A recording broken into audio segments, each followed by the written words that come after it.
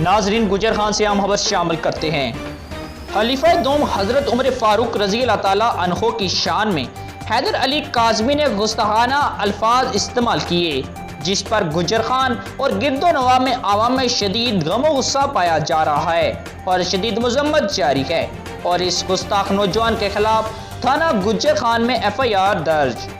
بمطابق FIR حیدر علی ساکن city گجر خان کا رہائشی ہے کے خلاف درخواست دہندہ محمد ارشد انجم ایڈوکیٹ نے اپنی تحریری درخواست میں لکھا ہے کہ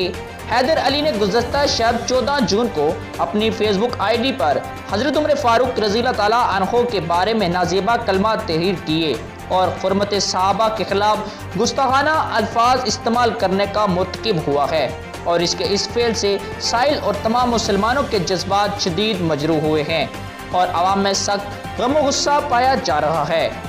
اور اس کی یہ گستاخانہ حرکت اور فعل توہین صحابہ رضی اللہ تعالیٰ عنہ کے زمرے میں آتا ہے،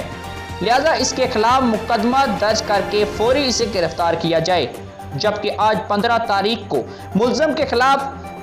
295A 153A 505(2) کے تحت تھانہ گجر خان میں مقدمہ درج کر لیا گیا، جس کی تفتیش محمد عباس SI کی زیر نگرانی سونپ دی گئی ہے۔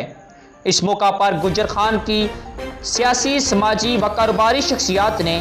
بھرپور مذمت کی ہے۔ اس موقع پر Sohail Kiani advocate, green team کے صدر نوید طاہر، محمد ظفر، بار صدر association Agha Nauman, secretary bar Adeel Wahab, Peoples Party کے سینئر علماء مرزا رمضان ایڈوکیٹ، راجہ قذافی، عمر آزاد بٹ، راجہ محمد اقبال اور ہر مذہبی، کاروباری، سیاسی، صحافی اور ہر مکتبہ فکر سے تعلق رکھنے والے افراد نے اس کی بھرپور مذمت کی اور اس گستاخ کو کیفر کردار تک پہنچانے کے لیے آواز بلند کر دی۔ سوسیر پور ملک شاہ زیب طارق، SP نیوز گجر خان۔